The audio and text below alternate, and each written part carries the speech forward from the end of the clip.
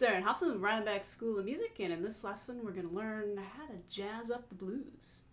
So I kind of got some of these ideas from Kirk Fletcher, who's a great guitar player, who's heavily influenced by Robin Ford, people like that. So I'm going to go over some basic jazz blues chord voicings. You may already know some of these, and then we're going to touch on maybe some new ones that might be a little more challenging for you.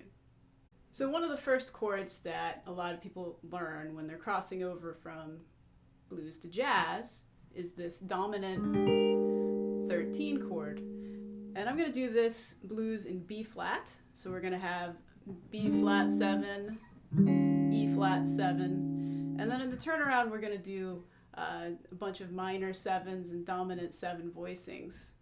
And then we're going to do a 1, 6, 2, 5 turnaround. So this chord is a B flat because the root, this chord is a B flat 13 because the root is on the middle finger on the B string here.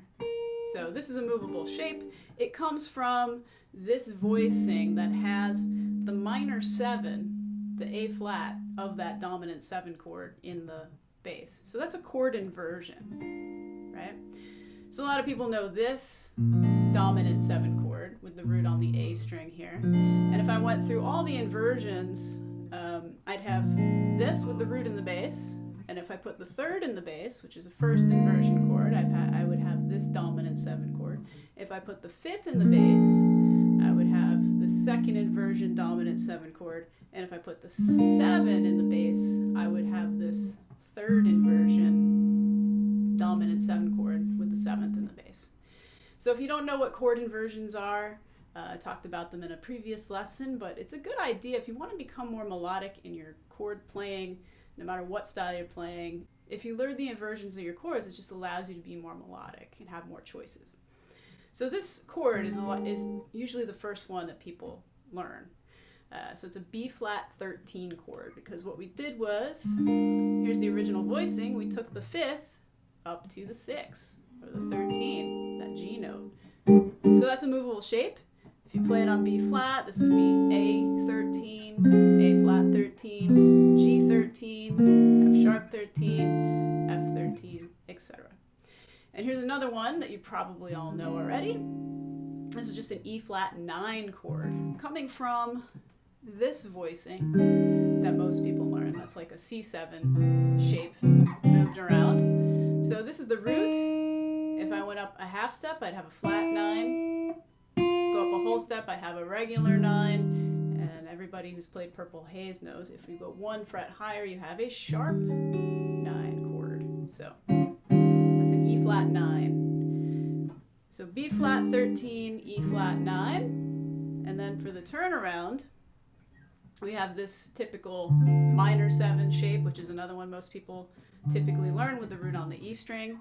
So all on the 10th fret, D minor 7, chromatically down to C minor 7 if you want to add the 9 on the 10th fret. So, and then this is a voicing you may or may not know, which is a bit of a stretch. I have the root on the 13th fret, that's where my F is. So I have a root, I have a minor 7, flat 9, major 3rd. So it's a root inversion flat 9 chord, and then the turnaround is 1, 6, 2, 5. So B flat 13. This is that G7 sharp 9. If you extend your pinky down like bar to the bottom string, you have a sharp 9, sharp 5. So that's even cooler. C minor 7, F7, sharp 9, sharp 5. So this is the same voicing. So you probably know these chords. Most people do. But this one might be a new one, this flat 9, and adding the sharp 5 to the sharp 9 chord. So if you want to play this really straight, you can start like this. So you got your B flat 13 for 4 measures, right? Go to your 4 chord, E flat 9 for 2 measures, back to your B flat 13, D minor 7, 1, 6, 2, 5. So what I've done, instead of just playing this straight B flat 13, I move that chromatically from the A flat 13 up to the B flat. So I have B flat,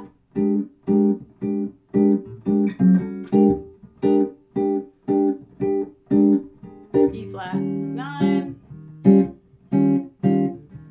back to chromatic up. The turnaround is the same. So these are just little ideas. Like if you're vamping on one chord for a long time, maybe you want to create a little extra movement, and that becomes more melodic as you put that chromatic movement in there.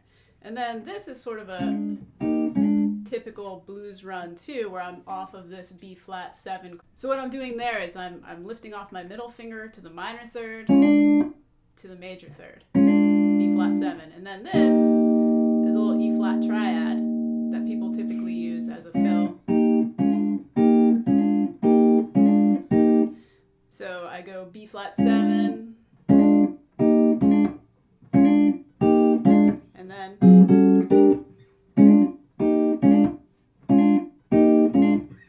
so it's just kind of a fun little thing. So you've got 2 inversions of the chord, this one and this one, and you're kind of making a little bit of movement between the 2. And then you can chromatically go down to the E flat. I just went from E flat 9, from E9 down to E flat 9, and you could, do little fills with chromatic movement to the left of the chord or to the right of the chord, higher or lower, and that's kind of fun. So we have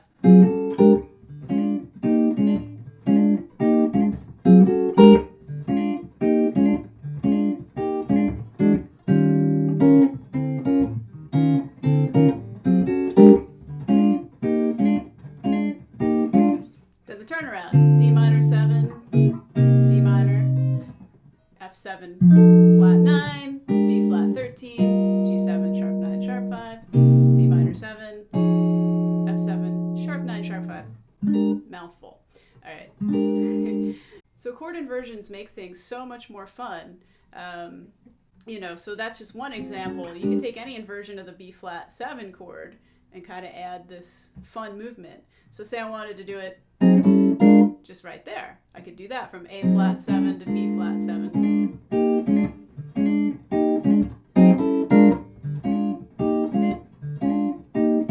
Or I could do this inversion with the root in the bass here on the D string. A flat 7 chromatically going up to B flat 7. Or maybe I could make a flat 9 to a B flat 9.